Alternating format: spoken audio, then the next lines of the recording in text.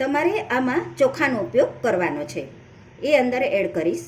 Hello everyone, આજે આપણે પાણીની બોટલ 5 મિનિટમાં કેવી રીતે સાફ કરવી એ વિડીયો લઈને આવી છું. તો ચલો શરૂ કરીએ. આ મારી પાણીની બોટલ છે. અંદરથી એટલી બધી ચીકણી થઈ ગઈ છે ને, અને અંદર મેલ પણ જામી ગયો છે.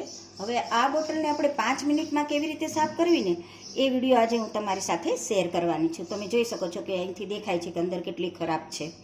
હવે આ બોટલમાં તમને આજે હું એક ટ્રીક બતાવી રહી છું, તો મારો વિડીયો જરા પણ સ્કીપ ન કરતા હો. જો તમારી પાસે બોટલ સાફ કરવાનું આવું બ્રશ ન હોય ને, તો આજે હું તમારી માટે એક મસ્ત મજાની એવી ટ્રીક લઈને આવી છું ને કે તમે જોતા જ છક થઈ જશો. એ ટ્રીકથી તમારી બોટલ એકદમ નવા જેવી થઈ જશે. તો ચલો જરા પણ વાર કર્યા વગર આપણે વિડીયો શરૂ કરીએ. હવે આવી ગંદી બોટલને સાફ કરવા માટે મેં અડધી ચમચી જેટલું મીઠું લીધું છે. જો તમારી બોટલ વધારે ગંદી હોય ને તો તમે 5 ચમચી જેટલો સોડા એડ કરી શકો છો. હવે અંદર એડ કરીશ 1 ટીપું જેટલો વિમ લિક્વિડ. આની જગ્યાએ તમે કોઈ પણ લિક્વિડ લઈ શકો છો.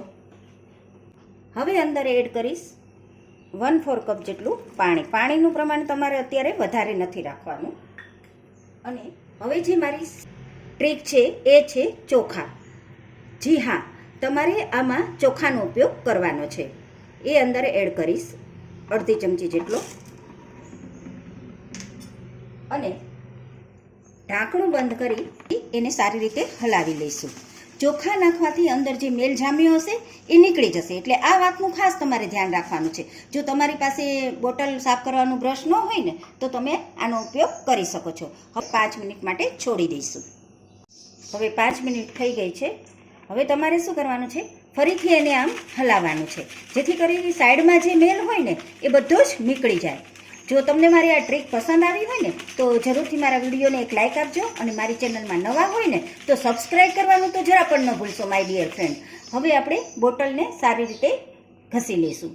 હવે મેં 1 ચમચી જેટલો લિક્વિડ લીધો છે, હવે એમાં 3 થી 4 ચમચી પાણી એડ કર્યું છે. હવે આમાં આપણે આ સ્ક્રોચ બ્રાઇટ લેવાનું છે, અને પછી આપણે બોટલને સારી રીતે ઘસી લઈશું. હવે આવી રીતે તમારે બોટલને ઘસી લેવાની છે, જરા પણ વાર નહીં લાગે. જો તમે મીઠાનો ઉપયોગ કરશો ને તમારી બોટલ એકદમ નવા જેવી થઈ જશે. અને હા, તમે છોકરાઓને વોટર બેગ આપતા હોય ને તો એને પણ આવી રીતે મીઠું નાખીને ઘસી શકો છો, જેથી કરી અંદરથી વાસ પણ નહીં આવે અને બોટલ તમારી એકદમ નવી ચકચકાટ થઈ જશે. જુઓ કેટલી શાઇનિંગ આવી ગઈ ને. જરૂરથી મારી આ ટ્રીકને ફોલો કરજો હો ને માય ડિયર ફ્રેન્ડ. હવે આપણે બોટલને સારી રીતે ધોઈ લઈશું. આવી રીતે તમારે બોટલને ધોઈ લેવાની છે. બોટલ સરસ રીતે ધોવાઈ ગઈ છે. મારી આ ટ્રીક તમને પસંદ આવી હશે. મારી બંને બોટલ ધોવાઈ ગઈ છે. તમે જોઈ શકો છો કે કેટલી ગંદી હતી, અંદરથી થઈ ગઈ ને એકદમ સાફ. જુઓ કેટલી મસ્ત નવા જેવી થઈ ગઈ ને. તો હવે હું તમને મળીશ મસ્ત મજાના નવા વિડીયોની સાથે. Bye bye.